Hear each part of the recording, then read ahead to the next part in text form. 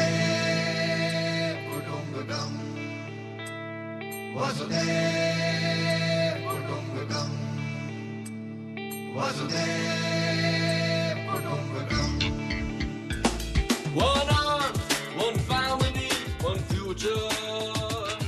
One earth, one family, one future. वसुधैव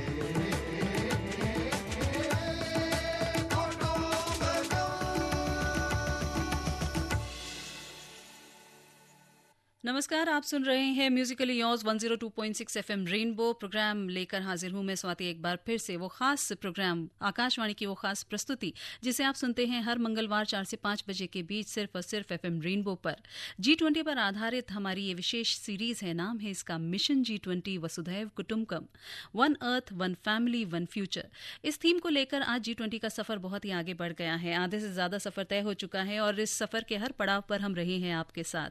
और अब तक हम बहुत सारी जानकारी आप तक पहुंचा चुके हैं G20 से जुड़ी हुई। और आप सभी जानते हैं कि G20 की अपनी एक बहुत ही बड़ी और अहम भूमिका है ताकि वो मेंटेन कर सके, इंप्रूव कर सके ग्लोबल ट्रेड एंड इन्वेस्टमेंट को, साथ ही ग्लोबल चैलेंजेस को एड्रेस कर सके, साथ ही कंसेंसस बनाना, बहुत ही जो कहना चाहिए कि वैश्विक जो बहुत से इश्यूज हैं उसके ऊपर चर्चा करना, बेहतर कम्युनिकेशन करना, बेहतर कोऑर्डिनेशन जो है उसके रास्ते खोलना, जानकारी लेना, बेहतर प्रैक्टिसेस को अपनाना, क्लाइमेट चेंज, सस्टेनेबल डेवलपमेंट, देखा जाए तो सब कुछ है जो G20 के साथ जुड़ा हुआ है। और इन सभी प्रयासों में जो कि अलग अलग किए जा रहे हैं उनमें एक रूपता लेकर आना, ये एक बहुत ही अहम भूमिका है जो G20 निभाता है।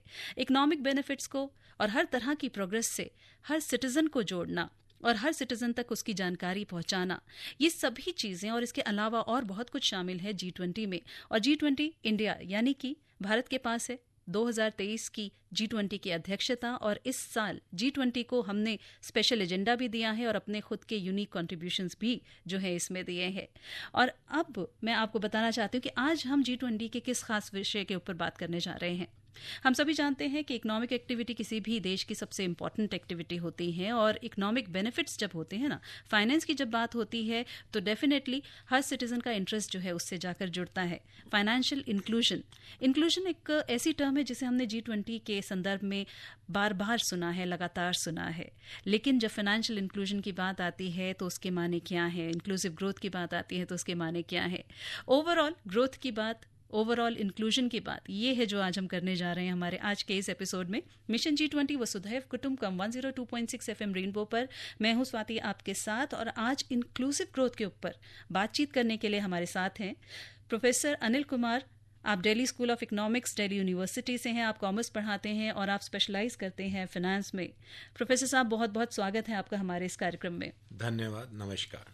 और जैसा कि मैं अपने सभी लिसनर्स को बता रही थी कि आप फाइनेंस पढ़ाते हैं, साथ ही आप बहुत सारे फाइनेंशियल इंक्लूजन प्रोग्राम्स के साथ भी जुड़े हुए हैं। और फाइनेंशियल लिटरेसी को आप रूरल एरियाज में जो उसकी जानकारी है उसे फैलाने में भी आप अक्सर अपना कंट्रीब्यूशन जो है वो दिया करते हैं। तो प्रोफेसर साहब, मैं आपसे जानना चाहूंगी कि जब हम इंक्लूसिव ग्रोथ की बात करते हैं G20 के संदर्भ में, तो इंक्लूसिव ग्रोथ का मतलब क्या है? देखिए, इंक्लूसिव ग्रोथ G20 की जो प्राथमिकताएं हैं उसमें 6 बिंदु हैं, 6 आयाम हैं। और उसमें इंक्लूसिव ग्रोथ, जिसको हम समावेशी विकास कहते हैं, उसमें महत्वपूर्ण एक बिंदु है। अब जब हम इंक्लूसिव डेवलपमेंट की बात करते हैं, इसका मतलब है कि डेवलपमेंट हर एक इंडिविजुअल, हर एक कम्युनिटी, हर एक क्षेत्र, हर शहर, हर गांव तक पहुंचना चाहिए। और इसमें समाज का कोई भी वर्ग अछूता ना रहे। और ज्यादातर इसमें जोर है जो समाज के आखिरी पायदान पर खड़े हुए हैं, उनको भी हमें इस डेवलपमेंट में शामिल होना चाहिए। क्योंकि विकास का कोई मूल्य नहीं अगर ये विकास सिर्फ कुछ वर्गों के लिए या कुछ शहरों तक ही सीमित होकर रह जाए। तो इसके मद्देनजर आज हम देखते हैं कि G20 में जो बेसिक आयाम है, मैंने शुरू में भी कहा, वो तेजी से डेवलपमेंट, लेकिन तेजी से डेवलपमेंट के साथ साथ वो इंक्लूसिव डेवलपमेंट हो। और मैं ये भी बताना चाहूंगा कि इंक्लूसिव डेवलपमेंट की पहल भारत सरकार काफी वर्षों से करती आ रही है। और खास करके 2014 के बाद इसको जैसे एक पहिए लग गए हो। मैं इसमें से कुछ उदाहरण देकर अपनी बात को थोड़ा सा व्याख्यान करूंगा। बिल्कुल। इसमें सबसे पहले हम देखते थे कि पहले जो हवाई अड्डे होते थे सिर्फ कुछ ही शहरों में, बड़े बड़े शहरों में होते थे। आज पूरे देश में हवाई अड्डों का जाल बिछा हुआ है। टीयर 2 सिटीज, टीयर 3 सिटीज, सबकी कनेक्टिविटी मेन शहरों से हो चुकी है।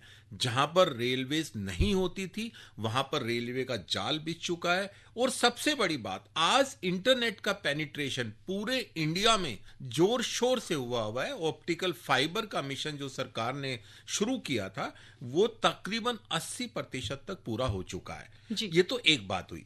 अब हम दूसरी बात, अगर फाइनेंशियल इंक्लूजन की बात करें तो फाइनेंशियल इंक्लूजन का मतलब है जो फाइनेंशियल सर्विसेज हैं उसमें मुख्यतः बैंक की सर्विसेज है, इंश्योरेंस है और पेंशन स्कीम है। वो समाज के हर वर्ग के पास होनी चाहिए।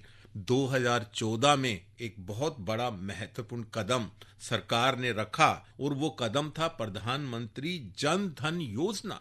जी। कहने को ये लगता है हर एक को कि छोटी सी बात है, अरे बैंक में अकाउंट हुआ तो क्या बात हो गई। लेकिन उन लोगों से पूछिए जनधन अकाउंट के बारे में जिनको 2014 से पहले बैंक के आगे जाते हुए लगता था अरे हम कभी यहां पहुंच भी पाएंगे कि नहीं पहुंच पाएंगे। आज जनधन योजना के बाद हम देखते हैं 46 करोड़, जो कि एक कम कीर्तिमान नहीं है, 46 करोड़ नए अकाउंट्स खुल चुके हैं। और न केवल खुल चुके हैं, उसमें से 90% अकाउंट्स ऑपरेटिव्स हैं, मतलब चालू हैं। और साथ में उनके अंदर अगर मैं एवरेज डिपॉजिट्स की, जमा राशि की बात करूं तो तकरीबन 3,700 रुपए एवरेज उन अकाउंट्स में डिपॉजिट्स भी है। ये तो एक बात हुई। दूसरी बात, हम पहले देखते थे हमारी महिलाएं धुएं के कारण काफी उसके पीड़ित रहती थी। उज्ज्वला योजना के तहत तकरीबन 12 करोड़ लोगों को सिलेंडर मुफ्त में दिए गए, जिससे कि न केवल पर्यावरण को नुकसान ना हो बल्कि साथ साथ जो हमारी महिलाएं धुएं से ग्रसित रहती थी उनको भी वो सिलेंडर यूज कर सकें। गांव में पक्का मकान, तकरीबन जो प्रधानमंत्री आवास योजना है 2 करोड़ उसमें मकान बनाए गए। गांव गांव में टॉयलेट्स, तकरीबन 10 करोड़ से ज्यादा टॉयलेट्स हर गांव में उसका जाल बिछाया गया। और अगर मैं इसके साथ, अगर इंक्लूसिव ग्रोथ के साथ मैं अगर स्वास्थ्य की भी बात करूं, स्वास्थ्य सेवाएं एक मूलभूत अधिकार है, सबको मिलना चाहिए। भारत सरकार ने जो आयुष्मान भारत योजना शुरू की उसके अंदर 60 करोड़ लोग कवर होते हैं। ये अपने आप में कम कीर्तिमान नहीं है, मतलब एक रिकॉर्ड हमने सबसे बड़ी विश्व की जो इंक्लूसिव इंश्योरेंस स्कीम है उसके साथ हमने ये चालू की है। जी, ग्लोबल से लोकल G20 का असर सब जगह पे है और G20 जो है उसी के विषय में बातचीत कर रहे हैं हम। और जैसा कि हमारे मेहमान जो हैं अनिल कुमार जी, इन्होंने आपको बताया कि किस तरह से लोकल एग्जाम्पल्स के जरिए इन्होंने आपको समझाया कि इंक्लूसिव ग्रोथ जो है वो क्या होती है। तो G20 की इंक्लूसिव ग्रोथ और ये वैश्विक कंटेक्स्ट में क्या है और क्या नहीं है, इस विषय में हम आज बातचीत कर रहे हैं। हमारे आज के इस प्रोग्राम में सुन रहे हैं आप मिशन G20 वसुधैव कुटुंबकम 102.6 FM रेनबो पर। और आप जानते हैं कि हम आपसे अक्सर पूछा करते हैं एक सवाल जिसका आपको देना होता है हमें सही जवाब। और पहले 5 लिसनर जो हमें सही जवाब भेजते हैं उनके नाम हम अनाउंस करते हैं हम अपने प्रोग्राम के आखिर में। आज का सवाल बहुत ही आसान सा है, जरा सुनिए ध्यान से कि भारतीय G20 शेरपा श्री अमिताभ कांत की अध्यक्षता में G20 शेरपाओं की तीसरी बैठक कब और कहां संपन्न हुई है। और मैं आपको ये बता दूं, बहुत ही खूबसूरत जगह है और उसका बहुत ही ज्यादा कहना चाहिए कि हेरिटेज पॉइंट ऑफ व्यू से उसकी बहुत ही ज्यादा वैल्यू है, उसकी बहुत ही ज्यादा इंपॉर्टेंस है। तो ऐसी बहुत ही खूबसूरत सी जगह कौन सी है, जरा ढूंढ कर बताइए। और उस जगह के बारे में भी अगर आप कुछ बता सके मुझे तो बहुत ही अच्छा होगा। सुन रहे हैं 102.6 FM रेनबो, प्रोग्राम चल रहा है मिशन G20 वसुधैव कुटुंबकम। Akashvani FM rainbow 102.6 FM rainbow सुन रहे हैं आप। और आने वाला कल हो आपका बेहतर, आने वाला कल हो विश्व के लिए बेहतर, जहां बेहतर कम्युनिकेशन हो, जहां प्रयासों में एक रूपता हो, जहां हम सभी मिलकर कुछ निर्धारित लक्ष्य जो है उनकी तरफ एक सार तरीके से जो है कदम बढ़ाएं, अपने एफर्ट्स में जो है कोऑर्डिनेशन लेकर आए। और यही कोशिश कर रहा है G20 और हमारी दुनिया से और हमारी ज़िंदगी से जुड़े हर पहलू पर हो रही है चर्चा इन मीटिंग्स में जो कि लगातार हो रही हैं भारत के अलग अलग शहरों में। G20 पहली बार इतने विस्तार के साथ किसी देश में पहुंचा है और भारत जो कि इस समय इसका अध्यक्ष है, इस ऐसे में हमें गर्व है भारतीय होने पर। 140 करोड़ भारतीय जो हैं उनके लिए गर्व का विषय है इस समय भारत की अध्यक्षता, क्योंकि G20 की का ये जो कार्यभार है, ये जो अध्यक्षता है, ये हमने संभाली है उस समय में जब बहुत सारे वैश्विक चैलेंजेस जो है ना वो हमारे सामने मुंह बाए खड़े हैं। तो ऐसे में और भी ज़्यादा इम्पोर्टेंट हो जाता है रोल इस चीज़ का कि हम इस एक बहुत बड़े समूह की अध्यक्षता कर रहे हैं और इस प्रयास को दिशा देने का काम जो है वो हमारा है। बात कर रहे हैं हम प्रोफेसर अनिल कुमार जी से, और आप Delhi school of economics Delhi university से हैं। हमने आपसे फाइनेंशियल इंक्लूजन के बारे में जाना। प्रोफेसर साहब, मैं आपसे जानना चाहती हूँ कि जब हम इंक्लूसिव ग्रोथ की बात करते हैं तो इकोनॉमिक एक्टिविटी में इंक्लूसिव ग्रोथ के जो इंडियन एलिमेंट्स हैं, जो भारतीय एग्जाम्पल्स हैं हमारे आगे, वो क्या हैं? देखिए, किसी भी अर्थव्यवस्था में जो एम्प्लॉयमेंट सबसे ज्यादा रोजगार देने वाली यूनिट्स हैं जी, वो माइक्रो स्मॉल मीडियम एंटरप्राइजेज हैं, जिसको हम एमएसएमई सेक्टर बोलते हैं। जी। आज हमारे देश में एमएसएमई सेक्टर का पूरा जाल बिछा हुआ है। हम देखते हैं गली गली में, मोहल्ले मोहल्लों में क्लस्टर्स भी बने हुए हैं और काफी इस तरह की यूनिट्स, जिस किसी में 2 आदमी, किसी में 4, किसी में 10, किसी में जी। 100, किसी में 200 लोग काम कर रहे हैं। अब इनका योगदान क्या है? अब पूरे देश में तकरीबन 8 करोड़ एमएसएमई की यूनिट्स हैं जी, और जो तकरीबन 12 करोड़ की वर्कफोर्स, वहां पर रोजगार के अवसर मुहैया कराए जा रहे हैं। तो आप देख सकते हैं 12 करोड़ लोगों को रोजगार एमएसएमई सेक्टर से मिल रहा है। तो स्वाभाविक बात है कि एमएसएमई सेक्टर को बढ़ावा देना चाहिए। हमने कोरोना काल में देखा कि एमएसएमई सेक्टर का क्या योगदान रहा। रातों रात N20 मास्क एमएसएमई यूनिट्स बनाने लगी। उस वक्त हमारे देश में एक भी मास्क नहीं बनता था। सैनिटाइजर बिल्कुल कहीं कोई नाम नहीं सुना था लोगों ने, और रातों रात सैनिटाइजर एमएसएमई यूनिट्स बनाने लगी। और जब ऑक्सीजन की किल्लत हुई तो काफी जो इंडस्ट्रियल यूनिट्स थी एमएसएमई में, वो ऑक्सीजन का प्रोडक्शन करने लगी। मतलब इनकी जो इंपॉर्टेंस है वो हमें कभी भी कम नहीं आंकनी चाहिए। और जब हम इंक्लूसिव डेवलपमेंट की बात करते हैं तो उसमें एमएसएमई सेक्टर का समावेश होना एक स्वाभाविक बात है। आज हमारे देश में एमएसएमई में रिटेल सेक्टर्स को भी इंक्लूड किया हुआ है। उनको बैंक से भी आसान किस्तों पर उनको ऋण मिलता है, उनका रजिस्ट्रेशन होता है। और आज हमारे देश में मैं देखता हूं कि तकरीबन 25% जो परचेज है, सरकारी खरीद है, जो सरकारी एंटरप्राइजेस करते हैं, वो जरूरी किया हुआ है कि वो एमएसएमई सेक्टर के माध्यम से ही करें। तो एक बहुत बड़ी, मैं देखता हूं कि बहुत बड़ा अवसर है हर एक के लिए। अपनी यूनिट्स लगाओ, बैंक से आसान किस्तों पर आपको लोन भी मिल जाएगा। मुद्रा स्कीम है, दुनिया भर की स्कीम्स है। एक स्कीम है 24 घंटे में आपको ऋण मिल सकता है एमएसएमई सेक्टर में, उसमें रजिस्ट्रेशन कराओ।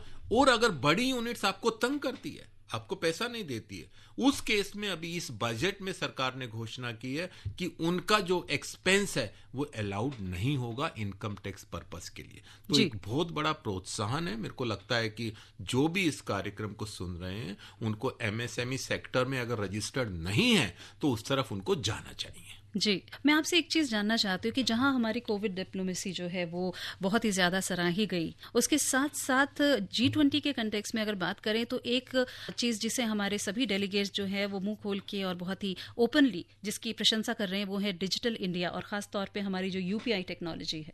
देखिए, यूनिफाइड पेमेंट सिस्टम या इंटरफेस जिसको हम यूपीआई कहते हैं, ये 2016 में इंट्रोड्यूस किया गया।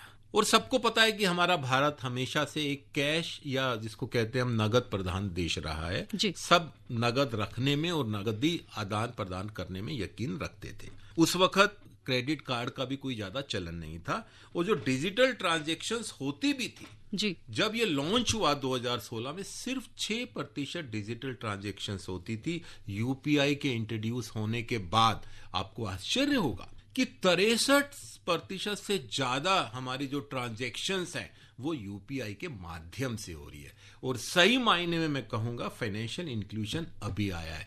अब यूपीआई सिस्टम आपने देखा होगा, एक ठेले वाला, एक छोटा विक्रेता, मतलब हर एक कोई, चाहे वो छोटे शहर में हो, चाहे बड़े शहर में हो, चाहे वो गांव में हो या कस्बे में हो, सबके पास फोन पर एक सरकार ने हथियार दिया हुआ है। वो हथियार है यूपीआई का। उसको न जेब में नकदी रखने की जरूरत है। रिक्शा वाले तक, आपको मालूम है कि रिक्शा वाले भी यूपीआई से पेमेंट लेने लगे जी। तो कितना आसान हो गया। और ये भी मैं साथ में बताना चाहूंगा कि जो यूपीआई सिस्टम हमारे देश का है, ये देश का, पूरे विश्व का नंबर 1 सिक्योर और सेफ सिस्टम है जी। और देश, विश्व के कितने ही देश इसकी भूरी भूरी प्रशंसा कर चुके हैं। और बिल्कुल। अभी कुछ दिन पहले ही एक एग्रीमेंट हुआ है जिसमें कि हम यूपीआई टेक्नोलॉजी को एक्सपोर्ट करने की बात जी। कर रहे हैं। तो ये बहुत बड़ी उपलब्धि इस G20 की प्रेसिडेंसी में आज हम देखते हैं कि भारत डिजिटल ट्रांजैक्शंस में सबसे आगे खड़ा हुआ है। जी, वाकई में। और यूपीआई टेक्नोलॉजी जो है वो ना केवल विश्व जो है उसकी प्रशंसा कर रहा है बल्कि उसे अपना भी रहा है, और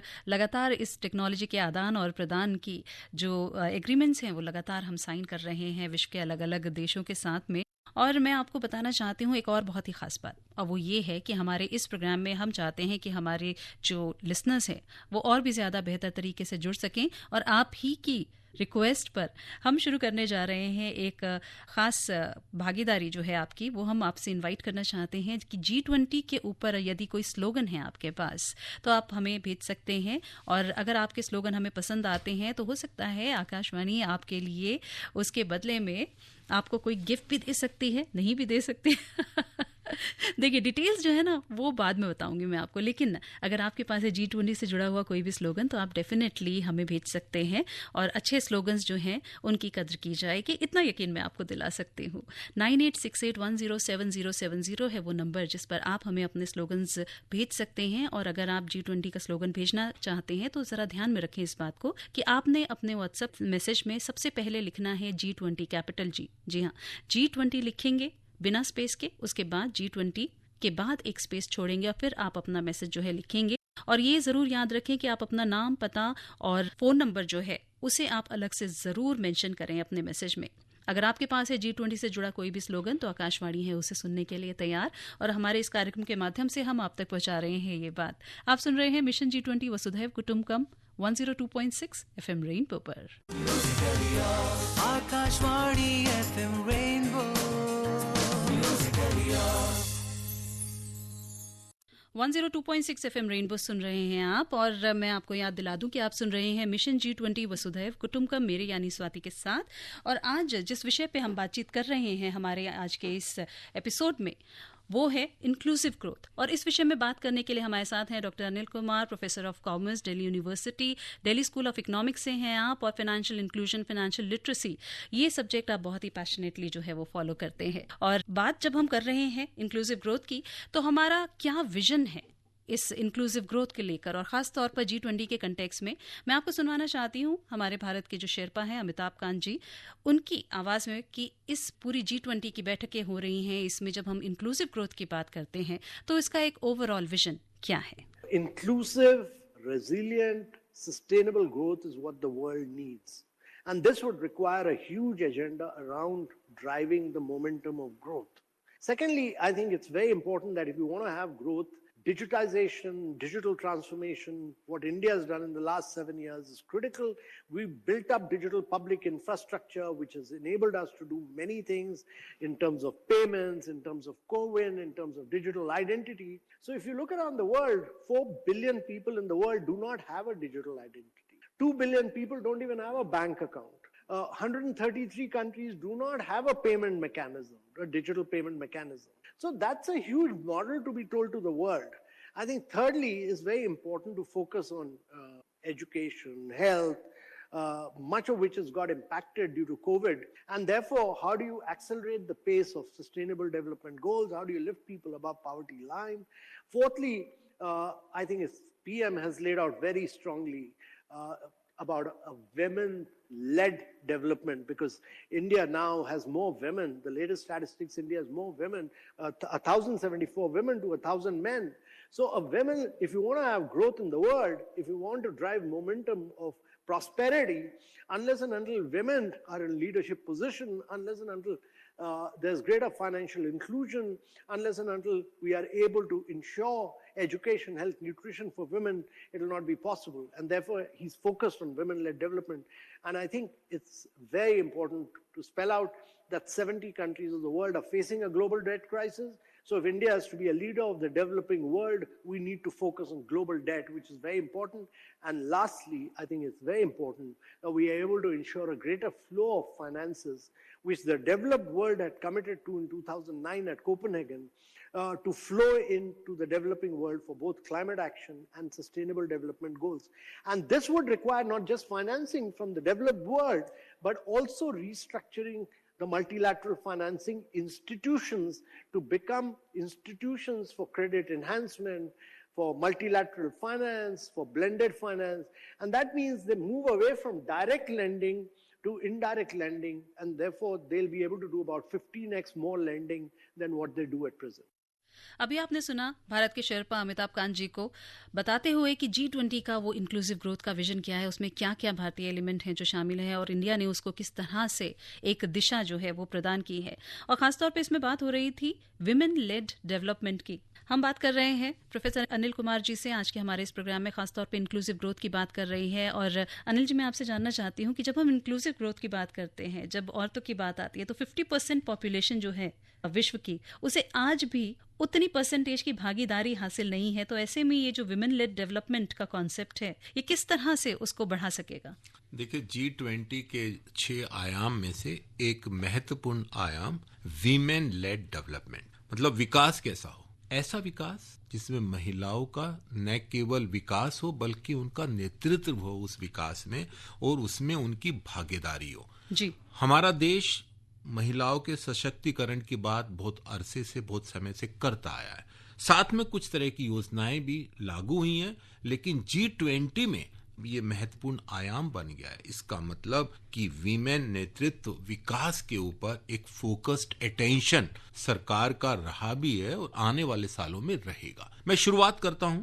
5 साल पहले बेटी बचाओ बेटी पढ़ाओ का एक नारा के साथ शुरू किया कि हमें वीमेन लेड डेवलपमेंट की बात कब करेंगे, हम अपनी बेटियों को बचाएंगे और उनको पढ़ाएंगे। उसके बाद हम जब बात करेंगे तो महिलाओं को समान अवसर दिलाने की बात करेंगे। आज पूरे विश्व में, चाहे हम यूरोप की बात करें, अमेरिका की बात करें, वहां महिलाओं को भी समान अवसर आज की तारीख में भी मुहैया नहीं है। और आज हम देखते हैं हमारे देश में, हमारा देश उस तरफ आगे बढ़ रहा है कि हम महिलाओं की तरफ ध्यान दे रहे हैं। उज्ज्वला योजना मैंने पहले जिक्र किया, तकरीबन 12 करोड़ महिलाओं को मुफ्त में सिलेंडर बांटे गए। एक सरकार की मुद्रा स्कीम शुरू हुई, सबको पता है, 2015 में, जिसमें आसान किस्तों पर बिना किसी गारंटी के ऋण की सुविधा मुहैया कराई गई। उसके अंदर तकरीबन 2/3 जो ऋण है वो महिलाओं को सैंक्शन हुए। ये कोई छोटी बात नहीं है। पीछे आप 4-5 साल के बजट देख लो, सेल्फ हेल्प ग्रुप जिसमें कुछ महिलाएं 10 भी हो सकती हैं, 20 भी हो सकती हैं, 50 भी हो सकती हैं, एक गांव की, एक कस्बे की या एक मोहल्ले की, इकट्ठा करके वो कुछ यूजफुल चीजें, पापड़ बनाना, अचार बनाना, वो सब शुरू करने के लिए सरकार ने सेल्फ हेल्प ग्रुप को प्रॉपर हर समय से उसको बढ़ावा दिया है। और आज जब हम वोकल फॉर लोकल की बात करते हैं, सेल्फ हेल्प ग्रुप में प्रॉब्लम्स क्या होती थी कि हमने बना तो ली प्रोडक्ट, उसकी मार्केटिंग कैसे करें।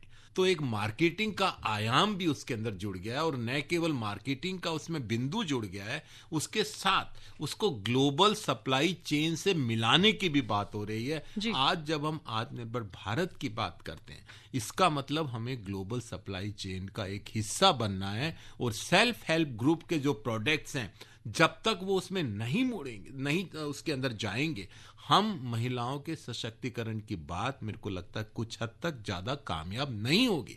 तो वीमेन लेड डेवलपमेंट का जो थीम G20 ने इस साल जो रखा है, एक आयाम रखा है, मैं G20 के पॉलिसी मेकर्स को उसके लिए बहुत ज्यादा बधाई भी देना चाहूंगा कि उन्होंने इस सोच को आगे रखकर इस G20 को पूरे साल भर में आगे बढ़ाया। और मेरे को लगता है कि आने वाले समय में एक बहुत बड़ा आंदोलन के रूप में सामने खड़ा हो जाएगा। जी हाँ, विमेन डेवलपमेंट की जगह विमेन लेड डेवलपमेंट, बहुत बड़ा फ़र्क है इन दोनों बातों में। और यही फ़र्क जो है वो आगे विश्व की सोच में और साथ ही प्रैक्टिस में नज़र आए, यही कोशिश कर रहा है G20। और G20 जो कि विश्व का एक बहुत बड़ा समूह है और लगातार इसका कद ऊंचा होता चला जा रहा है। भारत के पास है इसकी अध्यक्षता और आधे से ज़्यादा सफ़र जो है G20 के इस साल का गुजर चुका है। ऐसे में बहुत सी चर्चाएं हुई हैं, बहुत सी बातें हुई हैं।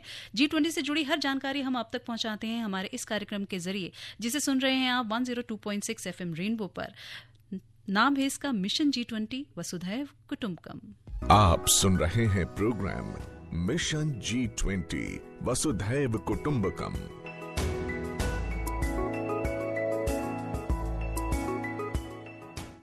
मिशन G20 वसुधैव कुटुंबकम सुन रहे हैं आप 102.6 FM रेनबो पर। और समय हो गया है कि निशा हमें बताएं कि क्या है इस हफ्ते की ताज़ा updates. Hello listeners, it's me Nisha Bharadwaj with yet another bit of G20 updates. The third Sherpas meeting under India's G20 presidency was chaired by India's G20 Sherpa Sri Amitabh Kant at Hampi. The key priority areas being green development, climate finance, lifestyle for environment, accelerated, inclusive and resilient growth, accelerating progress on sustainable development goals.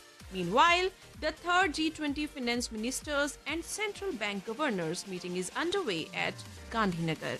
Various sideline events have been organized for it, which include workshops on interlinking fast payment systems and achieving growth-friendly climate action and financing for emerging and developing economies.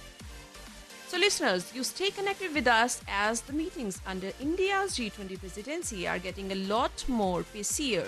So that's all for now. It's me, Nisha Bharadwaj, signing out, and for more information, keep listening to Mission G20 Vasudhaiv Kutumbakam. Thank you Nisha for the updates. और मैं आपको याद दिला दूं कि एक बहुत ही खास भागीदारी है जो हम आपसे मांग रहे हैं, जो हम आपसे चाह रहे हैं। जी हाँ, अपने लिसनर से बात कर रही हूँ मैं। अगर आप भी जुड़ना चाहते हैं हमारे इस प्रोग्राम से, तो केवल सवाल का जवाब नहीं, बल्कि एक और तरीका है जिससे आप जुड़ सकते हैं और बदले में आकाशवाणी से सोवेनियर भी प्राप्त कर सकते हैं। जी हाँ, G20 से जुड़े अगर स्लोगन्स हैं आपके पास, अगर आप चाहें तो इसमें पार्टिसिपेट करें, तो G20 के स्लोगन्स अगर आप हमें भेजते हैं तो आप हमें भेज सकते हैं व्हाट्सएप के माध्यम से। 9868107070 है वो नंबर जिस पर आपने हमें ये स्लोगन्स भेजने हैं। तो हम इनवाइट कर रहे हैं अपने सभी लिसनर्स को हमारे इस प्रोग्राम के साथ जुड़ने के लिए, और जो भी अच्छे स्लोगन्स होंगे उन्हें आकाशवाणी की तरफ से सोवेनियर्स जो है वो प्रदान किए जाएंगे।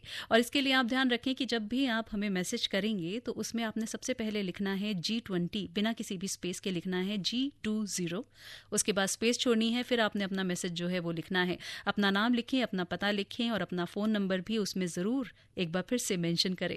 हमें पता है कि जिस नंबर से आप भेज रहे हैं वही आपका नंबर है, मगर उसके बावजूद अगर आप अपना नंबर जो है उसमें अलग से मेंशन करेंगे तो हमें ज़्यादा सुविधा होगी। उम्मीद करती हूँ कि बहुत सारे स्लोगन्स जो है वो हमें मिलने वाले हैं, बिल्कुल उन बहुत सारे जवाबों की तरह जो कि हमें मिल रहे हैं। हमने कार्यक्रम के शुरू में आपसे पूछा था एक सवाल और उसका सही जवाब भेजा है हमें बहुत सारे लोगों ने। लेकिन इससे पहले कि मैं आपको बताऊं कि किसने हमें सही जवाब सबसे पहले भेजा, वो 5 लिसनर्स के नाम मैं आपको याद दिलाना चाहती हूँ कि इंक्लूसिव ग्रोथ के ऊपर हम लोग बातचीत कर रहे हैं। और इस विषय में बातचीत करने के लिए हमारे साथ हैं professor Anil Kumar from Delhi school of economics, और इनसे हम जान रहे हैं इंक्लूसिव ग्रोथ का ये जो पूरा विजन है G20 का, इसमें ग्लोबल और लोकल दोनों एलिमेंट्स जो हैं उसके ऊपर हम डिस्कशन कर रहे हैं। तो अनिल जी, मैं आपके पास आना चाहूँगी एक बार फिर से वापस। मैं आपसे जानना चाहती हूँ कि जब इस पूरे विजन की बात आती है, 2 चीज़ें उसमें बहुत ज़्यादा जुड़ती हैं। एक है ग्रीन डेवलपमेंट, एक है सस्टेनेबल डेवलपमेंटल गोल्स, और ये आपस में कहना चाहिए कि इंटरचेंजेबली भी यूज़ होते हैं। तो जब हम इसकी बात करते हैं, ग्रीन डेवलपमेंट की बात करते हैं, तो वो क्या है? देखिए, आज पूरा विश्व क्लाइमेट चेंज से जूझ रहा है। जी, अभी कुछ दिन पहले आप सबने खबर सुनी होगी, देखी होगी जी, कि यूरोप में काफी देशों के अंदर काफी गर्मी चल रही है, क्लाइमेट का जो टेम्परेचर है वो बढ़ रहा है।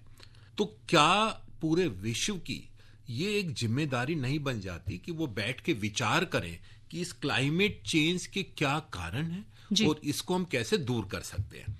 तो इसमें G20 के अंदर जो हमारा वसुधैव कुटुंबकम है, वसुधैव कुटुंबकम में हम न केवल एक वन अर्थ वन फैमिली की बात करते हैं, बल्कि वन फ्यूचर की भी बात करते हैं कि पूरे विश्व का, और मैं तो कहूंगा इस प्लेनेट अर्थ का केवल और केवल एक फ्यूचर है। इसका मतलब अगर हमें क्लाइमेट चेंज की समस्या से जूझना है अपने आगे वाली जनरेशन्स के लिए, हमें इसको सस्टेनेबल करना है डेवलपमेंट को, तो उसके लिए हमें न केवल 3 मैं इसमें बिंदु की बात करूंगा। एक तो अपना बिहेवियर वो चेंज करना पड़ेगा।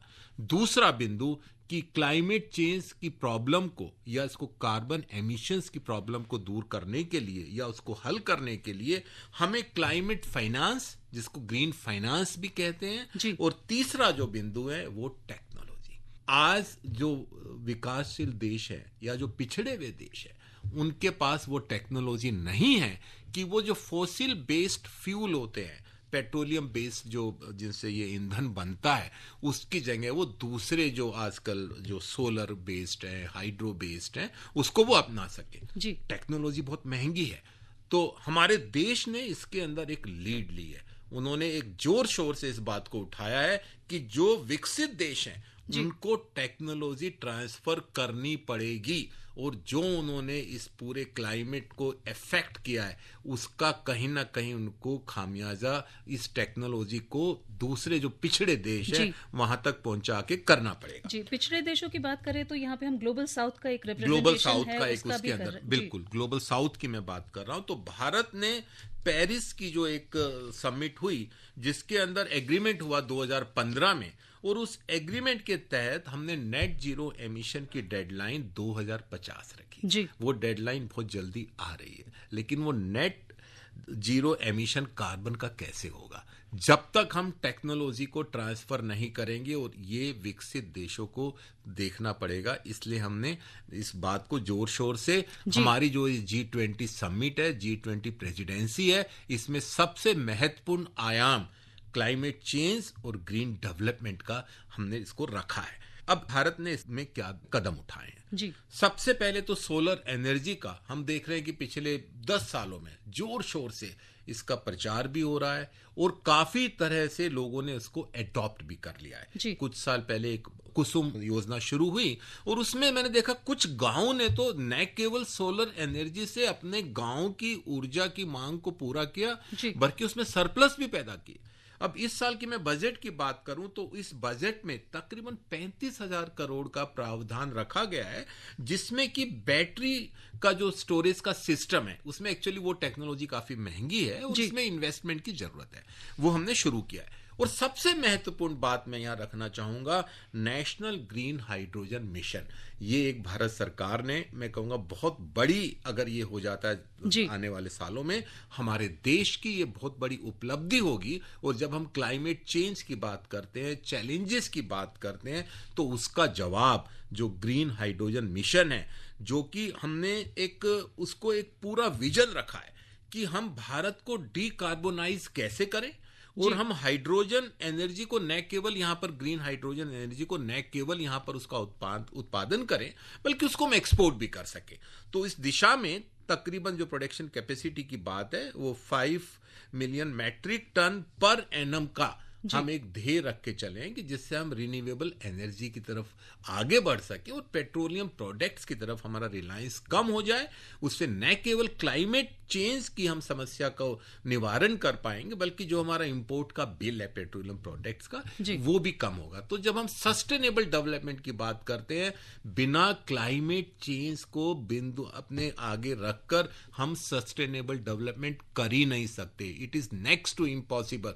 तो हमें अपने बिहेवियर में भी चेंज लाना पड़ेगा कि जो तरीके हमारे भारतवर्ष में पहले से अपनाते थे, हमारे बुजुर्ग भी कहते थे कि आपको जैसे बिजली वेस्ट नहीं करनी है, आपको पानी वेस्ट नहीं करना है, तो वो सब तरीके, और हमें अधिक से अधिक जो सूर्य की रोशनी है उसमें रहना है, उसमें दिन में हमें बत्तियां नहीं जलानी, अननेसेसरी एयर कंडीशनर नहीं चलाने हैं, उस पर निर्भरता कम करनी है। तो हमें, मेरे को लगता है कि अपने बिहेवियर में भी चेंज करना पड़ेगा। उसके बिना हम क्लाइमेट चेंज की जो एक बहुत बड़ा एक चैलेंज पूरे विश्व के सामने, हम उसका, मेरे को नहीं लगता कि हम कुछ कर पाएंगे।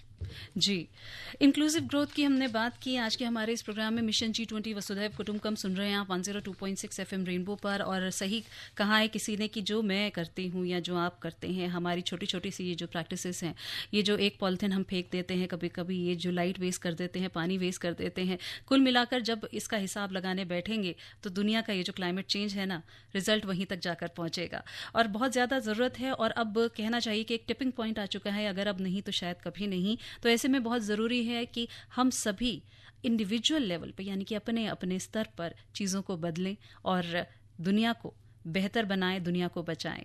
और इंक्लूसिव ग्रोथ भी इसी चीज़ से जुड़ी है। और जैसा कि मैंने पहले भी कहा है कि विश्व से ग्लोबल से लोकल और लोकल से ग्लोबल, ये 2 वे रोड है। यहाँ पे एक तरफ ट्रैफिक नहीं चलता है, दोनों तरफ चलता है। तो ऐसे में दोनों तरफ से जब प्रयास किए जाएंगे तभी फर्क पड़ेगा। मैंने आपसे पूछा था कार्यक्रम के शुरू में एक सवाल कि भारतीय G20 शेरपा श्री अमिताभ कांत की अध्यक्षता में G20 शेरपाओं की तीसरी बैठक कब और कहाँ संपन्न हुई। तो मैं आपको बता देती हूँ उस खूबसूरत सी जगह का नाम। वो नाम है हम्पी, कर्नाटक। और 16 जुलाई 2023 को ये मीटिंग जो है वो की गई थी। और G20 मेंबर्स और साथ ही गेस्ट कंट्रीज और जितने भी हमारी इंटरनेशनल ऑर्गेनाइजेशंस और क्षेत्रीय संगठन हैं, उनके करीब 120 से ज़्यादा डेलीगेट्स जो हैं, उन्होंने इस हिस्टोरिकल शहर में लीडर्स डिक्लेरेशन का मसौदा तैयार करने के लिए उन्होंने एक साथ मिलकर बैठक की। और 3 दिन तक जो है ये बातचीत चली थी। सही जवाब जिन्होंने हमें भेजा है वो है दिल्ली से सना कौशल, गाजियाबाद से मालविका, दिल्ली से यश बालियान, नोएडा से मोनी ठाकुर और हरिद्वार से हर्ष सैनी। इन सभी लिसनर्स ने दिया हमें सही जवाब। और अगर आपके पास है कोई स्लोगन G20 से जुड़ा हुआ तो आप हमें बिल्कुल भेज सकते हैं और बदले में आप आकाशवाणी से गिफ्ट भी पा सकते हैं। और आपको करना है क्या, G20 के ऊपर आप अपना स्लोगन बनाएं और उसे भेज दें 9868107070 पर। व्हाट्सएप के माध्यम से आप भेजें। और अगर आपका स्लोगन हमें पसंद आता है तो बदले में आकाशवाणी से आप पा सकते हैं एक सोवेनियर या फिर एक गिफ्ट पा सकते हैं आप। और उसके लिए ज़रूरी ये है कि आप G20 लिखें, उसके बाद स्पेस छोड़ें, अपना मैसेज लिखें और भेज दें 9868107070 पर। और अपना नाम, अपना पता और अपना टेलीफोन नंबर उसमें नीचे ज़रूर मेंशन करें। आज हमने बात की प्रोफेसर डॉक्टर अनिल कुमार जी से from Delhi school of economics, Delhi university. Sir, आपने बहुत सारी अच्छी बातें हमें बताई। इसमें इंडियन एलिमेंट्स का आज हमने काफ़ी जिक्र किया, इंक्लूसिव ग्रोथ के ऊपर बहुत ही पैशनेट तरीके से आप जो है वो बात कर रहे थे। तो मुझे बहुत अच्छा लगा कि इस तरह से अगर हम सभी जो है अपनी सोच को बदलें, अपने व्यवहार को बदलें, तो बहुत बड़ा बदलाव है जो हमें लेकर आना है। जी बिल्कुल स्वाति जी, मैं आखिर में ये बात कहूँगा कि जो G20 प्रेसिडेंसी है जी, ये सिर्फ एक पर्टिकुलर गवर्नमेंट की नहीं है, ये पूरे हमारे देश की है जी। It belongs to the entire nation जी। और हमारे लिए एक स्वर्णिम अवसर है, यूनिक अपॉर्चुनिटी है कि हम अपनी स्ट्रेंथ, भारतवर्ष की जो स्ट्रेंथ है, पूरी दुनिया के सामने शोकेस कर सके। आप देख रहे हैं कि तमाम शहरों में, तकरीबन 200 शहरों में अलग अलग जगह इसकी मीट हो रही है, जिससे हम बता सकें कि हमारा देश यूनिटी इन डाइवर्सिटी न केवल कहता है बल्कि उसका सशक्त रूप हमारे सामने देखने को मिलता है। तो सिर्फ एक संदेश में कहूंगा कि हमारे देश में जो पोटेंशियल है G20 प्रेसिडेंसी के बाद, मेरे को लगता है कि वो पोटेंशियल और सामने आएगा और हम बहुत जल्द ही एक डेवलप नेशन की पंक्ति में खड़े होंगे। बिल्कुल। और इसी पॉजिटिव नोट के साथ आज के इस एपिसोड को मुझे यहीं पर समेटना होगा। अनिल कुमार जी, बहुत बहुत धन्यवाद हमारे स्टूडियो में आने का। मिशन G20 वसुधैव कुटुंबकम आप तक पहुंचता है हर मंगलवार शाम को 4 से 5 बजे के बीच। G20 से जुड़ी तमाम जानकारी और आगे आने वाले दिन और भी बहुत ज़्यादा जो है जानकारी से भरपूर होने वाले हैं, क्योंकि गतिविधियों में तेज़ी आ रही है और मेन समिट जो है वो सितंबर में है। तो समय पास आता चला जा रहा है लगातार। हम पहुँचाते रहेंगे आप तक तमाम गतिविधियाँ, तमाम जानकारी, तमाम अपडेट्स। आप सुनते रहिए 102.6 FM रेनबो। अभी आप सुन रहे थे प्रोग्राम मिशन G20 वसुधैव कुटुंबकम। कार्यक्रम की प्रस्तुतकर्ता थी निशा भारद्वाज।